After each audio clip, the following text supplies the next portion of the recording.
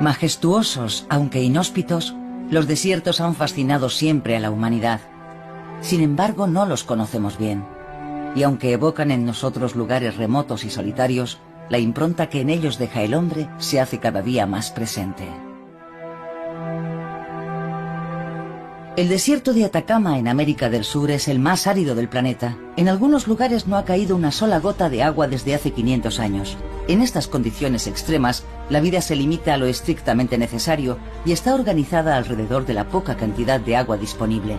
Pero este desierto hostil se ha revelado increíblemente rico en minerales y actualmente atrae a multitud de personas. La industria minera y las grandes ciudades costeras se han apoderado de los preciosos recursos hídricos. Las pequeñas comunidades y los frágiles ecosistemas son actualmente los primeros en sentir sus efectos. Para hacer frente a esta amenaza, los científicos se están movilizando. Su objetivo: conocer mejor el agua, gestionarla como recurso y salvar los últimos oasis. Desde la forma más pequeña de vida hasta las industrias más grandes, todo el mundo compite para conseguir agua.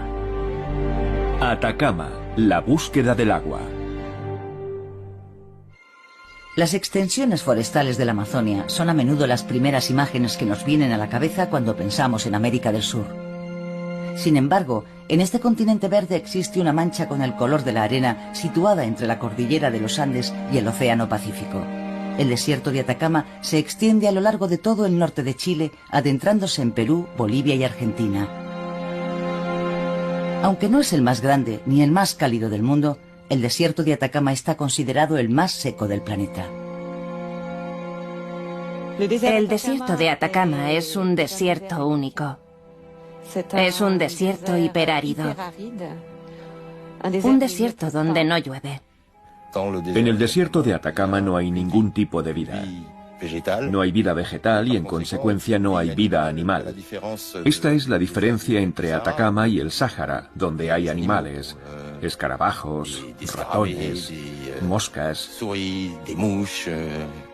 En el desierto de Atacama no hay nada. Este es el desierto absoluto, el verdadero desierto. En la zona central, la más seca, nunca llueve. Esta aridez tiene una consecuencia perfectamente visible. El desierto de Atacama posee la actividad biológica más débil del planeta. Sin lluvia, sin humedad en el aire ni en el suelo, es el lugar más hostil para la vida. La zona central del desierto de Atacama es una extensión de roca y polvo donde nada sucede nunca.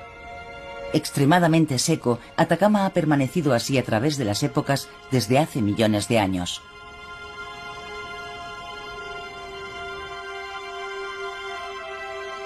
Pero en los confines de este desierto existen parajes más aptos para la vida. El Atacama está bordeado al oeste por la costa del Pacífico, donde se ubican varias ciudades.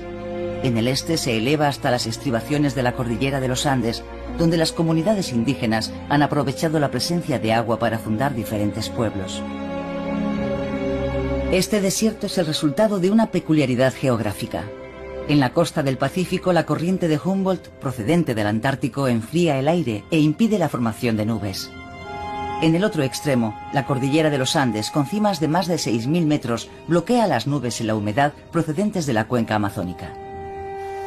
Pero, ¿es la ausencia total de lluvia solo una leyenda o existen pruebas científicas? Los habitantes de Atacama, que en su gran mayoría viven en las grandes ciudades de la costa, deben hacerse la misma pregunta. A comienzos de 2015, una tormenta excepcional azotó la región. En solo 24 horas cayó más lluvia de la que cae habitualmente en 15 años.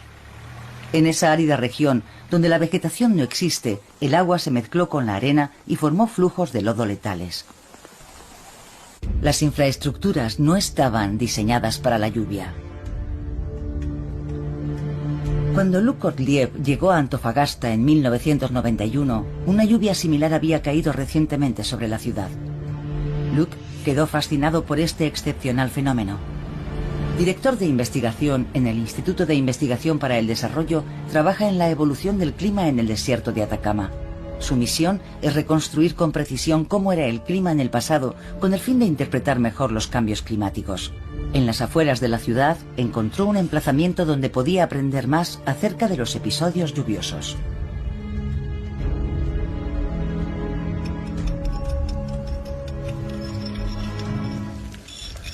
Aquí tenemos el límite de una serie de capas que son secciones de flujos de barro. Aquí hay un solapamiento. Es el flujo de barro más antiguo de esta secuencia. Uno aquí, otro aquí, tercero, cuarto, quinto, sexto, séptimo, octavo, noveno, décimo. Debe haber una docena de capas aquí que corresponden aproximadamente a los últimos 500 años. Una docena de lluvias en 500 años. Así es la costa del desierto de Atacama.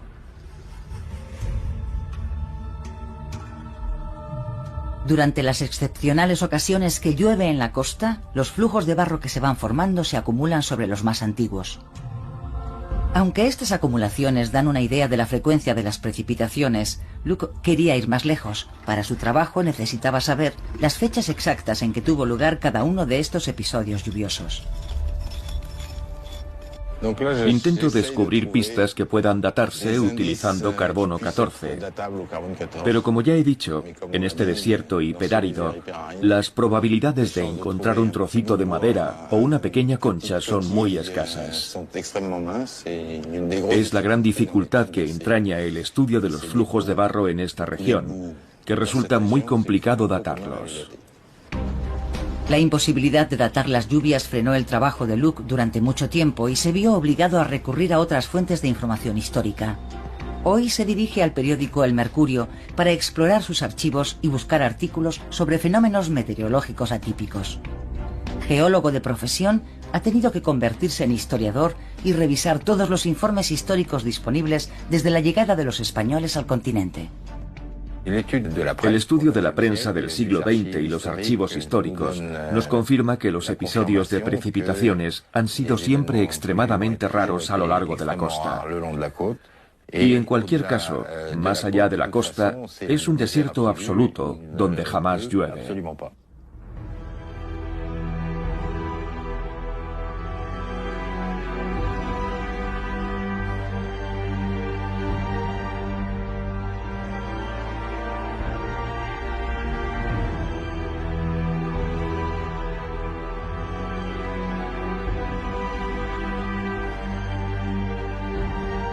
El estudio de los archivos históricos aportó información sobre los últimos 500 años, pero Luke está trabajando también en periodos mucho más antiguos. Y debido a que el Atacama no albergaba ninguna pista para él, Luke terminó dirigiendo su mirada al mar.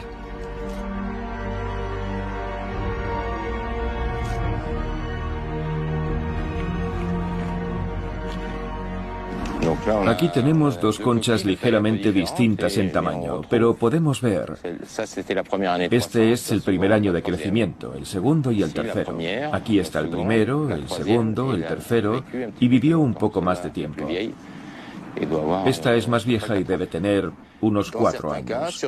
En algunos casos, en algunas conchas hay una anomalía de crecimiento estival que está mucho más marcada.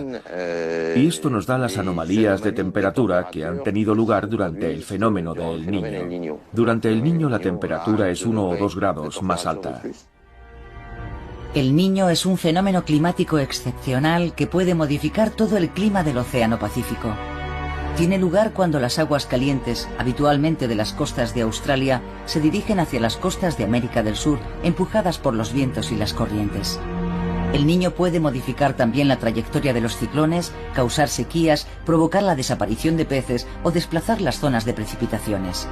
Esto es lo que ocurre cuando llueve en la costa de Atacama.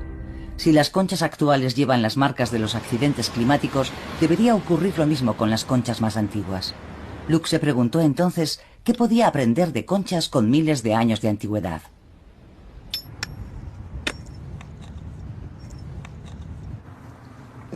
Aquí tenemos conchas comparables a las que encontramos en la playa actualmente.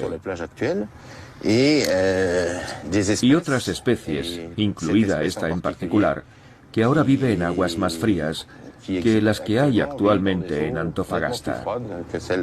Durante el depósito de estos sedimentos y estas conchas, las aguas eran mucho más frías en este lugar. Con este procedimiento, Luke consiguió recrear los climas pasados de la costa del desierto de Atacama. y también obtuvo pistas acerca del futuro de este desierto en el contexto del calentamiento global. El fenómeno del Niño tiende a ser cada vez más frecuente y de mayor intensidad, y el aumento en la frecuencia del fenómeno podría crecer aún más con el efecto del calentamiento global. Así que cada vez habrá lluvias más intensas a lo largo de la costa del desierto de Atacama. No en el interior, pero sí en la costa. Las precipitaciones no sobrepasarán las primeras colinas de la costa. Más allá se extenderá siempre la vasta meseta sobre la que nunca llueve. Es la zona central del desierto de Atacama, pero la ausencia total de lluvia no explica por sí sola unas condiciones tan áridas. Para desvelar este misterio, Elisabeth Lichtebut y su equipo quieren cuantificar la sequedad en diferentes lugares del desierto.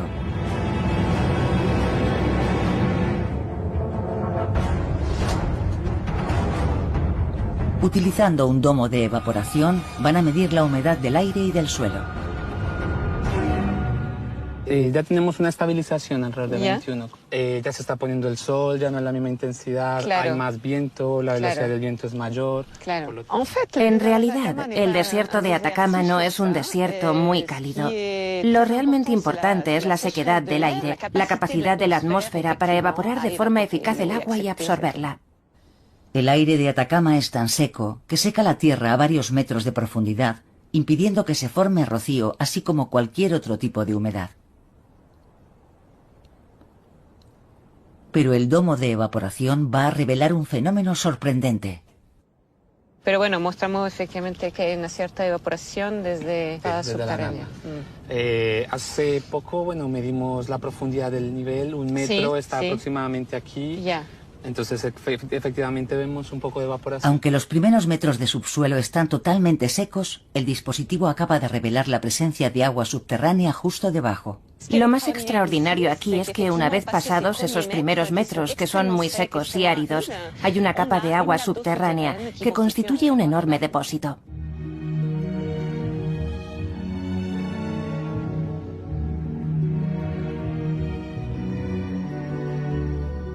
El desierto de Atacama es sin duda el desierto más seco del planeta. Pero debajo de su superficie baldía y sin vida se esconden inmensas capas subterráneas de agua, los acuíferos. Teniendo en cuenta que sobre estas capas nunca llueve directamente, ¿de dónde proviene entonces toda el agua que se acumula en el subsuelo? ¿Y qué cantidad está disponible? Para responder a estas preguntas, Luca acompaña al equipo de Rodrigo Riquelme, que se dirige a la cordillera de los Andes. Los científicos quieren saber principalmente si los acuíferos se forman con el agua que cae de la cordillera cada invierno.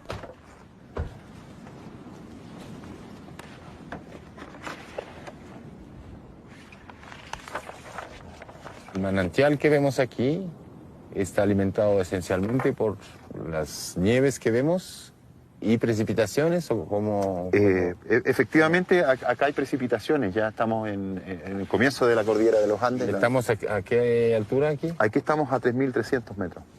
¿Y la precipitación más o menos? Hay precipitación principalmente en invierno del orden de 200 milímetros por año. En altitud, la excepción climática que rodea el desierto de Atacama ya no se cumple y la lluvia vuelve a hacer acto de presencia. Las cimas andinas capturan nubes cargadas de agua procedentes de la cuenca amazónica. Este fenómeno se denomina aquí invierno antiplánico. Gracias a esta lluvia, el altiplano andino es biológicamente más rico que el desierto de Atacama, ya que a pesar de la altitud, la carencia de oxígeno y las noches glaciales, las plantas y los animales pueden encontrar aquí un poco de agua para sobrevivir y desarrollarse. ¿Es esta el agua que alimenta el desierto de Atacama? Antes de responder a esta pregunta, los científicos deben analizar el manantial.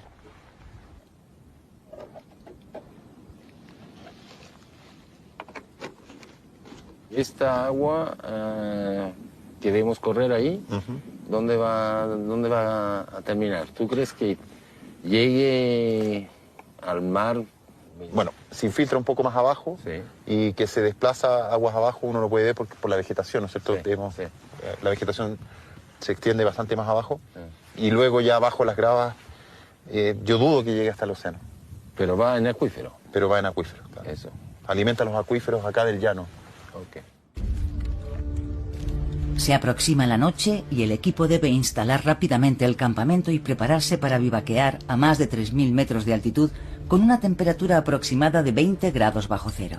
No podrán continuar con su trabajo hasta el día siguiente. Urge saber más acerca del número, el tamaño y el funcionamiento de estos acuíferos, ya que sin estas enormes reservas, la economía del país podría sumirse en el caos. Desde hace varios años, las aguas subterráneas del Atacama son acaparadas por una industria que genera la principal riqueza del país. Una industria que consume una gran cantidad de agua, la minería. A pesar de la pobreza de su superficie, el desierto de Atacama alberga multitud de minerales: cobre, oro, plata, litio. La minería constituye uno de los principales recursos de Chile, representando un 15% de su Producto Interior Bruto. Un ejemplo de su gigantismo: Chuquicamata, la mina de cobre a cielo abierto más grande del mundo. Funciona 24 horas al día, 7 días a la semana. Cada camión que transporta el equivalente a 8 remolques de mineral tarda 1 hora y media en alcanzar la cima de la mina.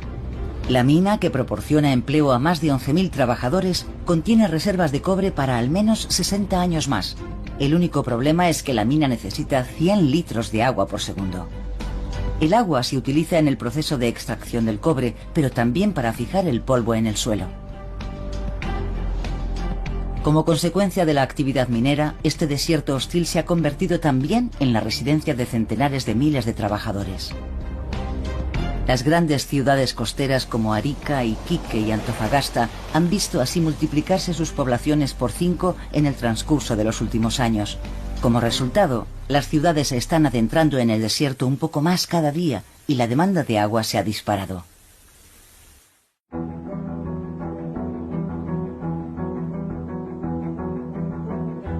Luc Orteliev y Rodrigo Riquelme continúan siguiendo el curso del agua. ¿Cuál es el tamaño y número de acuíferos? ¿Cuáles son realmente las reservas subterráneas disponibles? Para responder a estas preguntas, los científicos tendrán que decodificar el lenguaje del paisaje y leerlo como si fuera un libro.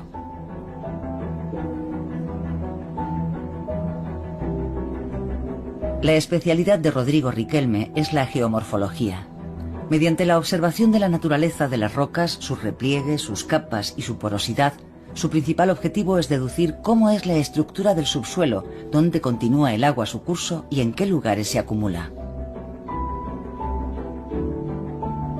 Un acuífero se crea cuando una capa impermeable detiene el curso del agua. El agua se acumula entonces en las rocas porosas como en una esponja. Pero más que conocer el número y tamaño de los acuíferos, el programa de Rodrigo intenta también determinar si los acuíferos están separados o conectados entre sí. Si existen pasadizos entre los acuíferos, el agua de la lluvia transitará corriente abajo, a modo de vasos comunicantes. Pero si las capas impermeables están bloqueando el agua, significará que las aguas más profundas no se regenerarán. Para comprender mejor la estructura y detectar la presencia de roca impermeable, el equipo toma algunas muestras de tierra.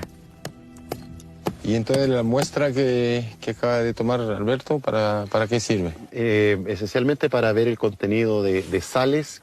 Sales que sellan la porosidad permiten saber si el agua tiene el espacio para circular o no. Y permite entonces caracterizar este tipo de rocas como acuífero o no acuífero. Imagino que las precipitaciones, bajo lluvia o nieve que cae, va a recargar el acuífero más superficial. El acuífero más superficial, pero considerando la sublimación de la nieve, sí, es difícil pensar que los acuíferos más profundos estén recargados con esa nieve, y probablemente gran parte de ellos son aguas fósiles. Yo pienso que las compañías mineras no van a esperar que tengamos un conocimiento de la disposición de los acuíferos. Ellos van a seguir bombeando agua. Bastante aventuroso, la verdad.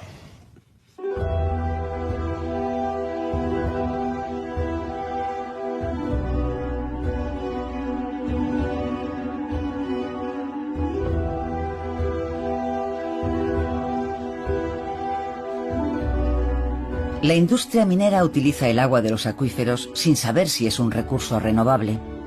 En la zona central del desierto, algunos lugares comienzan, sin embargo, a mostrar señales de fatiga.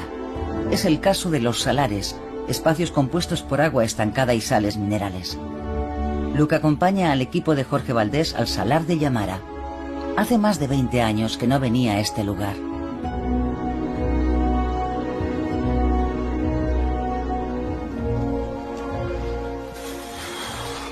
Muy bajo. Ha bajado bastante. Pues yo llegué aquí al 93 y estaba como 2,5 metros, 3 metros arriba del nivel actual. Pero realmente es impresionante cómo ha bajado el nivel y ya no va a quedar nada dentro de unos años. No, probablemente esto a la velocidad que va, en una década más va a desaparecer totalmente. Jorge Valdés y su equipo están trabajando en los salares del desierto de Atacama. Su objetivo actualmente es medir el desecamiento del salar de Yamara. Los salares son característicos del desierto de Atacama. Se forman cuando una capa de agua subterránea se acerca demasiado a la superficie y por tanto al aire y al sol. El agua se evapora, pero deja sobre la tierra los numerosos minerales que contiene. Una corteza de sal se va formando lentamente en la superficie. En el Yamara, la evaporación deja tras de sí piedras con forma esférica, compuestas por una mezcla de bacterias y yeso, denominadas estromatolitos. Jorge espera obtener de ellas información acerca de la evolución del salar.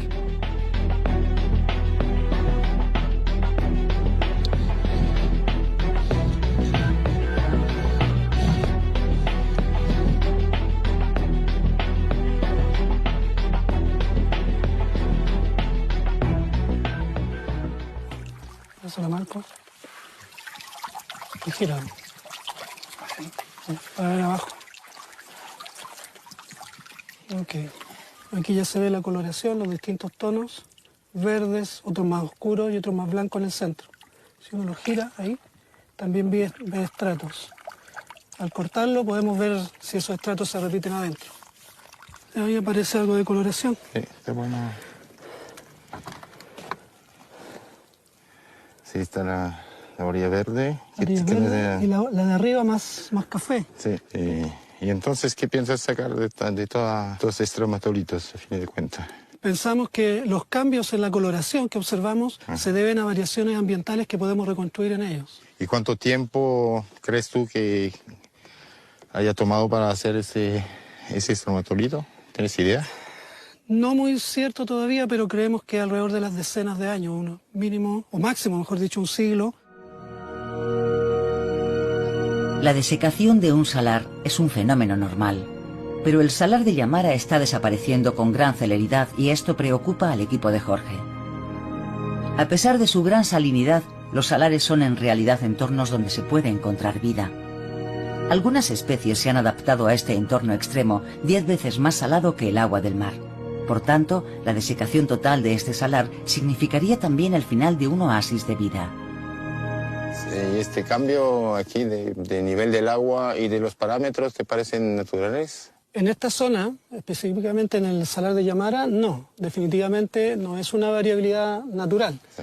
Porque ha disminuido dramáticamente en los últimos 5 años, los últimos 2 años que nosotros vinimos. Un descenso de 1 metro en el nivel del agua significa lógicamente que hay una extracción en algún punto y que nosotros pensamos que en este lugar está asociado a la actividad minera. Hay una empresa minera que extrae agua directamente de este salar. Sí. El gran problema que hay con el agua en nuestro país es que es propiedad privada, de manera tal de que o los particulares o las empresas son dueños del agua y por lo tanto pueden hacer con ella lo que quieran. En Chile el agua es propiedad privada. Los derechos de agua fueron otorgados de por vida durante la dictadura ultraliberal de Pinochet en los años 80. Y esto se hizo sin un conocimiento real del recurso. Actualmente solo es posible constatar el descenso del nivel del agua en numerosos acuíferos. Y no solo están amenazados ecosistemas frágiles como el del salar de Yamara. Algunos acuíferos son utilizados por los habitantes para la agricultura o simplemente como agua potable. Aquí tenemos un enorme depósito, el acuífero más grande de Chile, y según las mediciones que se han hecho en los últimos años y las que estamos haciendo nosotros desde hace 2 años, estamos observando un descenso general en el nivel del agua del acuífero.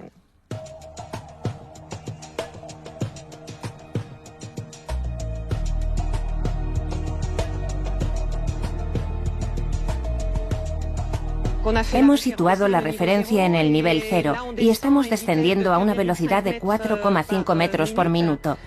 Tardará unos 10 minutos largos en alcanzar el nivel del agua. En este lugar es necesario descender 53 metros para encontrar agua. ¿Estamos bien ahí, Fernando, con la velocidad? Sí, 54. O sea que ya está midiendo. Sí.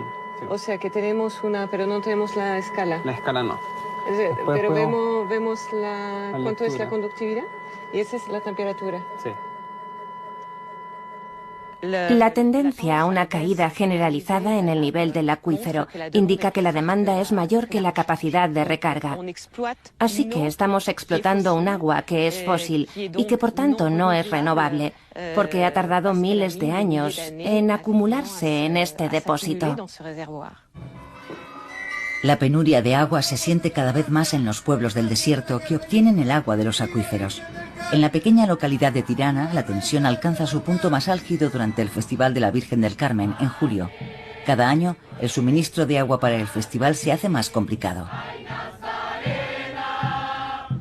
La fiesta religiosa congrega a multitud de personas de diferentes partes del país. Bailan ataviados con trajes tradicionales a lo largo de 2 semanas durante todo el día y lo hacen con independencia de las condiciones climatológicas.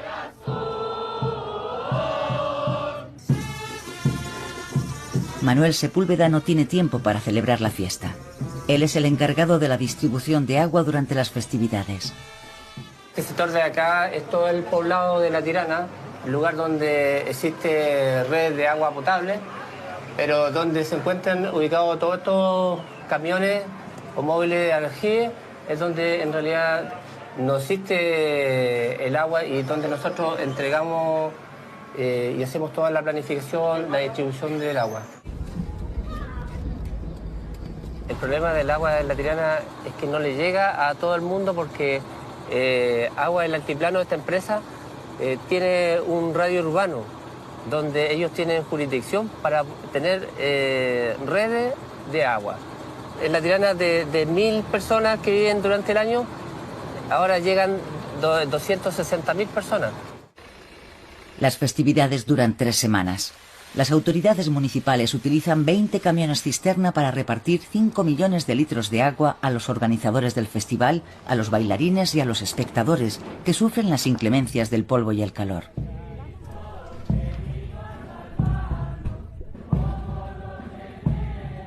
Sin el agua en realidad no se podría realizar la fiesta. Desde ese punto de vista es muy importante el tema del agua. Yo creo que quizás más que la energía eléctrica u otras cosas. Si viene mucho turista y se da cuenta que acá en el norte, con la falta de agua y con las condiciones extremas de sol, de frío en la noche, o sea, es como para pensarlo. El agua de los camiones y la del acuífero se examinan regularmente ya que hay problemas de cantidad y de calidad. El agua de los acuíferos tiene un alto contenido en arsénico, una contaminación natural debida a la naturaleza volcánica de las rocas de los Andes. Teniendo en cuenta que la tasa de cáncer y enfermedades cutáneas es mayor aquí que en cualquier otro lugar, es un problema de salud pública muy poco estudiado. No tomo agua ni en mi casa ni de esta agua. Yo compro agua purificada en mi casa y de ahí yo tomo agua. O hiervo el agua para poderla tomar. Pero hay gente que está acostumbrada a tomar de esta agua y hay gente que le hace mal tomar de esta agua. Actualmente hay cada vez más pueblos que son abastecidos con camiones cisterna y el agua se raciona para las poblaciones del desierto. Se están abandonando los cultivos por falta de agua o debido a la contaminación de las minas. El desierto de Atacama se encuentra actualmente dividido entre el desarrollo económico de la región y el mantenimiento de las poblaciones locales y los estilos de vida tradicionales.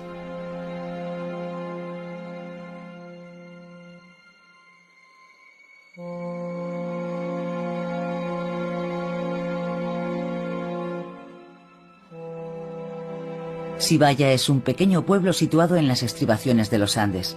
Alimentado por un manantial, cuenta con ganado y múltiples cultivos en terrazas.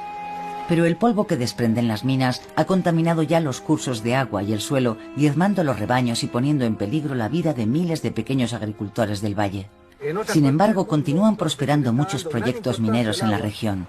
Haroldo Cáceres trata de unir a los diferentes pueblos de la comunidad aymara para luchar juntos en este combate desigual. Las mineras han hecho desastre por todos lados. O sea, en una parte donde es desértica, y si bien es cierto, ustedes vieron en el medio, las quebradas nomás son verdes, las que nosotros producimos, las que nuestra etnia produce. Entonces, cuidamos el agua, porque eso para nosotros es vital. El que se contamine el agua o el que baje el caudal, para nosotros es un daño irreparable. Eso es lo que de alguna manera queremos que entienda la gente, que no es que nosotros queramos lucrarnos con el agua o queramos sacar un provecho económico del agua, no. Es solamente conservarla para que después futuras generaciones tengan esto. No es la primera vez que el pueblo de Quillagua vive esta situación. Hace más de 15 años, varios episodios importantes de contaminación cambiaron el entorno de manera irreversible. Quillagua se encuentra a orillas del río Loa, el único curso fluvial que cruza el desierto de Atacama. Serpenteando por entre sus áridas llanuras, cual frágil estela de humedad, su cauce pasa cerca de varios enclaves mineros, como el enorme complejo de Chuquicamata. Margarita Cortés Rodríguez ha sido testigo de la degradación del agua del río Loa y de la transformación de su pueblo. Hoy es presidenta de la Junta de Vecinos de Quillagua. Pero de todas maneras igual vamos a...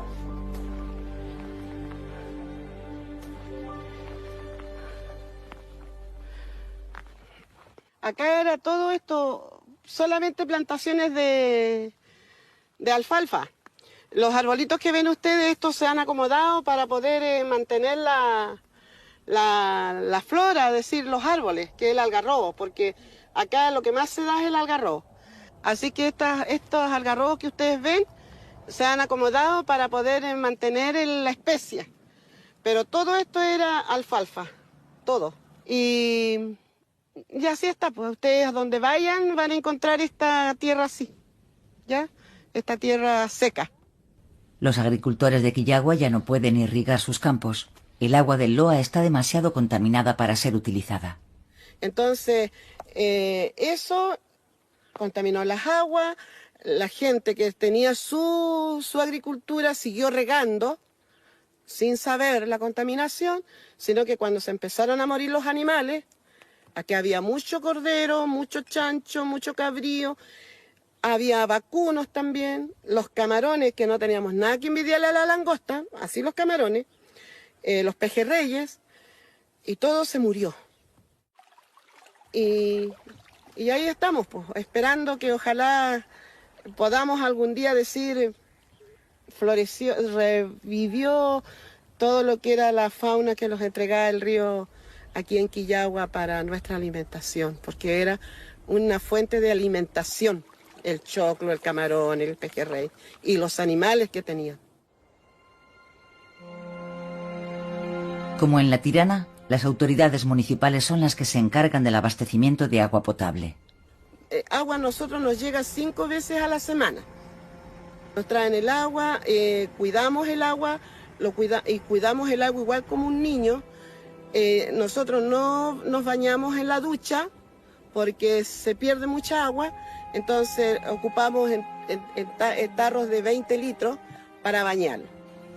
Estamos en un desierto, de modo que si no hubiese existido un interés productivo que atrajera aquí a la gente, como es la minería, la demanda de agua se habría mantenido muy moderada y los recursos habrían sido suficientes, y seguiría habiendo un equilibrio natural entre la oferta y la demanda que en la actualidad se ha roto. Los científicos se encuentran en el centro de esta problemática. Si bien es cierto que su función es conocer mejor los recursos disponibles, ahora tratan también de encontrar soluciones para evitar que el desierto se seque aún más. Por eso buscan otras fuentes de abastecimiento de agua. En la costa, la naturaleza ha encontrado el medio de desarrollarse pese a la ausencia de lluvia y de agua subterránea.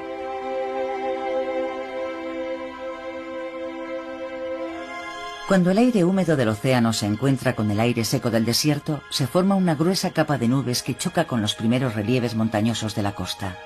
Se produce entonces una especie de espesa niebla, conocida localmente como camanchaca. Bueno, estamos aquí en Alto Patache, el aire está muy frío, está la humedad muy alta. La niebla hace que la temperatura baje y el viento aumente porque al mismo tiempo disminuye la presión. Al disminuir la presión es lo que permite que la nube suba y genere este viento tan fuerte que estamos sintiendo en este momento. Felipe Lobos estudia este fenómeno tan localizado. Para cuantificar la cantidad de agua aportada por esta capa de niebla, la recoge con la ayuda de una malla. Hoy ha venido a buscar los datos registrados durante las últimas semanas. Lo que estamos haciendo ahora a través de este logger es medir la cantidad de agua que capta este aparato que se llama Standard Fog Collector o neblinómetro en español. La niebla lo que hace es, viene desde el océano, se van atrapando las pequeñas gotas de agua acá, hasta que juntan el tamaño de una gota normal que tenga el peso suficiente para caer en la canaleta. Esta canaleta, bueno, si la pueden ver, está húmeda la malla, mi mano está mojada. La canaleta se llena de agua y cada gota cae por aquí, hasta este pluviómetro que mide gota a gota la cantidad de agua que va cayendo y que se almacena en este instrumento que yo acabo de sacar. Normalmente la niebla tiene un comportamiento durante el año distinto. Por ejemplo, en invierno, como estamos ahora, en julio aquí en el hemisferio sur, es muy fuerte la cantidad de niebla que hay. Podemos llegar incluso a medir por día desde 30 a 70 litros por metro cuadrado. O sea que en un día este aparato puede captar hasta 30 litros. No así en verano, que la cantidad de niebla que se capta es mucho menor, llegando a ser casi cero. Aunque no se trata de un suministro regular durante todo el año, la vida ha sabido aprovechar esta agua enviada por los cielos. La Camanchaca permite que se formen lo que se conoce como oasis de niebla. El enclave de Alto Patache posee una biodiversidad excepcional dentro del desierto de Atacama. Aquí viven muchas especies de líquenes, plantas e insectos. Sin embargo, este ecosistema milenario está en regresión después de haber sido explotado por los habitantes de la región para la obtención de madera y pastos. En medio de esta naturaleza que lucha por no desaparecer, el cactus Eulignia equikensis actúa como el mariscal de un ejército. Bueno, este es un cactus nativo de aquí, se llama Eulignia equikensis. Crece aproximadamente 10 centímetros al año. Eso quiere decir que este tiene cientos de años, puede tener 200, quizás 300 años.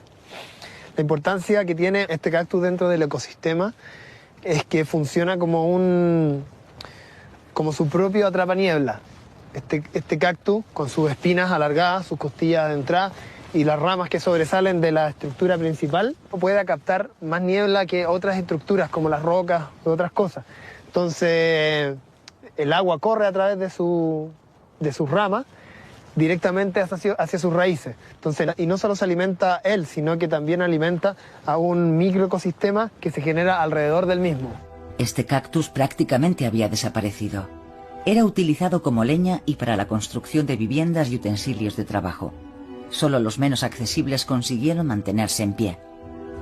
Desde hace varios años, Felipe participa en un proyecto de repoblación de este cactus para recuperar los oasis de niebla como existían antaño.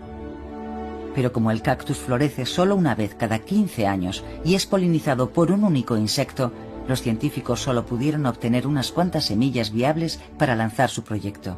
Este fruto se abrió, las semillas se sacaron, se plantaron en el laboratorio bajo condiciones controladas y una vez que empezaron a crecer las plantas, se esperó un tiempo prudente de 10 años para poder recién traerlas hacia acá.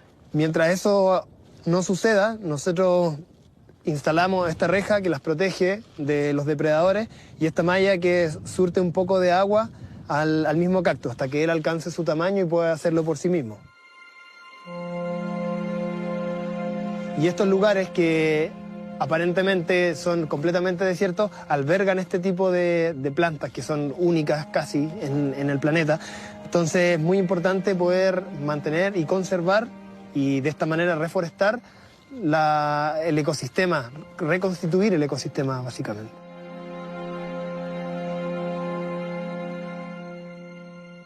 Elizabeth Lichtenwood quisiera ir más lejos y utilizar estas mallas atrapanubes para abastecer de agua a la población. La Camanchaca es un recurso potencial de agua, pero antes de saber qué uso se le puede dar, es importante conocerlo mejor. Estamos instalando una malla atrapanubes para estudiar la calidad del agua de niebla.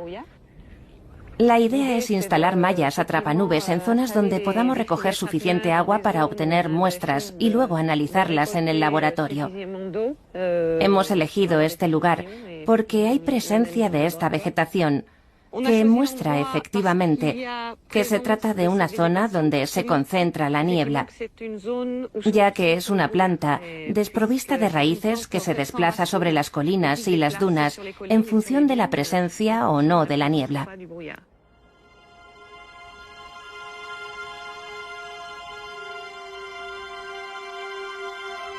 La nueva malla que estudiará la calidad del agua ya está instalada.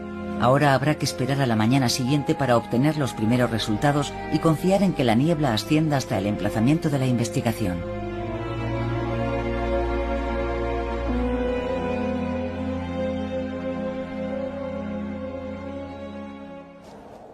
Ah, pues mira.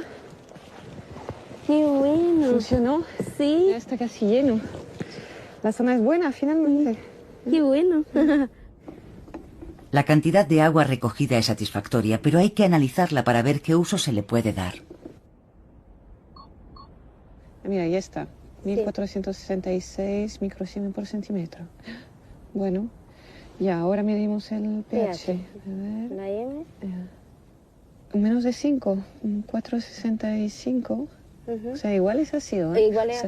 Sí, no es tan ácida como la de como la cerca de la costa, que tenemos pH 3, pero un poco menos, igual no es tan en los límites de un agua potable. Claro, claro. El agua potable debe tener un pH entre 6,5 y 8,5 aproximadamente.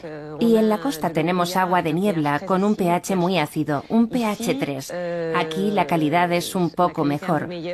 Tenemos un pH cerca de 5, que sigue siendo bastante ácido, pero un poco más aceptable. Es decir, se puede emplear para otros usos.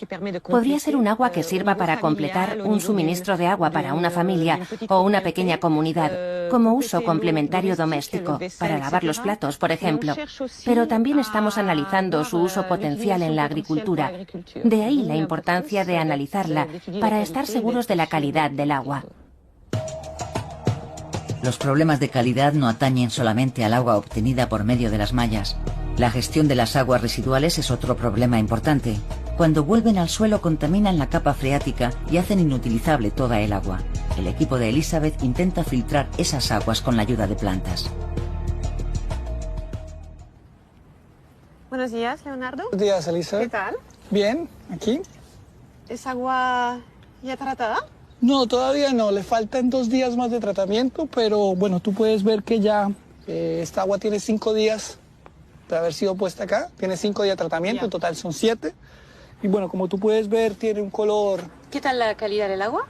Bueno, hemos estado haciendo algunos análisis de calidad del agua. ¿Sí? Si me permites la bandeja. Aquí te podría explicar un poco mejor. Hemos estado haciendo análisis básicamente por espectrofotometría, es decir, la valoración del color. Aquí, por ejemplo, vemos análisis de fosfato. Esta es el agua residual, sin tratamiento, y esta es el agua tratada. Claro, como tú ves, se ve la diferencia de color. Esta que tenemos acá hace referencia al amonio. También puedes ver la diferencia. Agua residual y aquí tratada. Correcto. Muy bien, o sea que es concluyente, ¿no? Esta tecnología totalmente natural parece prometedora. Las plantas se alimentan filtrando la materia orgánica contenida en las aguas residuales, pero todavía hay que encontrar la planta idónea. Bueno, esta tecnología ha sido utilizada a nivel mundial.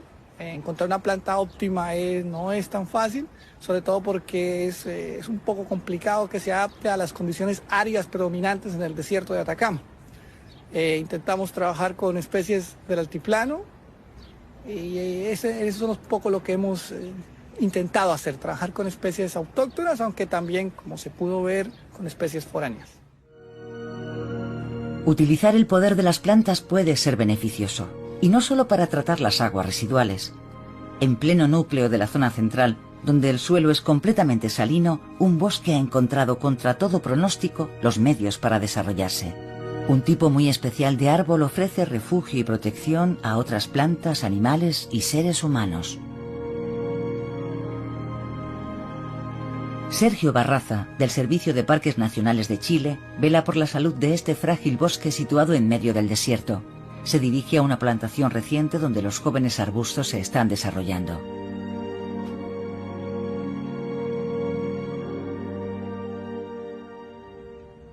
Este árbol tiene una edad aproximada de 6 meses. Ya está establecido para nosotros acá en el medio. Y lo que ustedes ven acá es un árbol de más o menos 40-50 centímetros. Y hacia abajo la raíz mide cerca de 1 metro. Para nosotros y para mucha gente de afuera, este árbol es considerado un árbol iceberg. Porque lo que ustedes ven realmente es solamente 1/3 del árbol. Si este árbol cuando crezca mide 7 metros, por lo menos vamos a tener 14 metros de raíz hacia abajo, ¿ya? Y la raíz va a seguir buscando la humedad hasta encontrar su fuente de alimentación y su fuente de sobrevivencia. La prioridad del tamarugo es perforar la corteza de sal con sus poderosas raíces. Si no entra rápidamente en contacto con la humedad subterránea, morirá por falta de agua. Pero este árbol posee muchas otras adaptaciones a la vida en el desierto más árido del mundo. Las hojas son pequeñas para poder disminuir la evaporación y la transpiración de la misma planta. Las espinas son para protegerse del ataque de los animales, por ejemplo. Este árbol está adaptado para estas condiciones. El tamarugo posee una última adaptación sorprendente para luchar contra la sequía. Todas las plantas tienen estomas en la superficie de sus hojas, mientras que otras plantas usan estas aberturas para evacuar el agua. El tamarugo es capaz de usarlas a la inversa, como puerta de entrada a la humedad del aire. Este bosque estuvo al borde de la desaparición el siglo pasado. La madera se utilizaba para calentar las máquinas de vapor de las minas de nitrato. Ha habido que replantar numerosos tamarugos, pero también reintroducir el resto del millar de especies que poblaban este bosque. El tamarugo es la piedra angular de todo un ecosistema. Los kilos de frutos superenergéticos que libera en el suelo benefician a las especies que los rodean, así como a los seres humanos. De ella podemos tener el forraje para el ganado, tanto caprino, ovino, incluso en su tiempo bovino, ¿ya? Además de obtener frutos y otro insumo para la producción, tanto de harina y alcoholes, o algunos brebajes, por ejemplo, o mieles, además de todo lo que es para la calefacción, leña y carbón. Lo más difícil en su momento fue tratar de incorporar a la comunidad a este proceso, lo cual ahora satisfactoriamente lo hemos logrado. Está la gente trabajando con nosotros y la gran mayoría de la gente ya no trabaja en forma ilegal, sino que trabaja con el gobierno de Chile para poder preservar estos bosques. Incluso en medio del desierto más árido del mundo, el hombre puede encontrar un cierto equilibrio con la naturaleza. Pero donde quiera que nos hallemos del planeta, la vida siempre estará ligada a la disponibilidad del agua. Si no existiera un sistema acuífero acá en la región y en este sector, que corresponde a la napa freática, a la cuenca de la Pampa del Tamarugal, nada de esto sería posible. Estaríamos en un desierto absoluto. Por su extrema aridez, el desierto de Atacama exacerba los conflictos y demuestra la dificultad de gestionar y compartir los recursos hídricos del desierto. A la velocidad que va, probablemente dentro de una década más, esto se va a convertir en una costra de sal, lo que es muy triste porque no solamente tenemos agua aquí, sino que tenemos todo un ecosistema, una vida muy particular en esta zona, que no se da en otras partes del planeta. Bueno, es importante este ecosistema relicto, o esta como pequeña isla de vida que hay en el desierto, porque de cierta manera combate un poco la desertificación. Existe un problema acuciante con los recursos hídricos que limita el uso del agua, y es especialmente acuciante para los pequeños usuarios y para los agricultores, lo que está poniendo en peligro las poblaciones y el desarrollo a largo plazo de la región. Pero estas dificultades han convertido también al desierto de Atacama en el laboratorio para encontrar soluciones de futuro. Hay muchos proyectos que se están desarrollando, porque el agua es obviamente un problema crucial.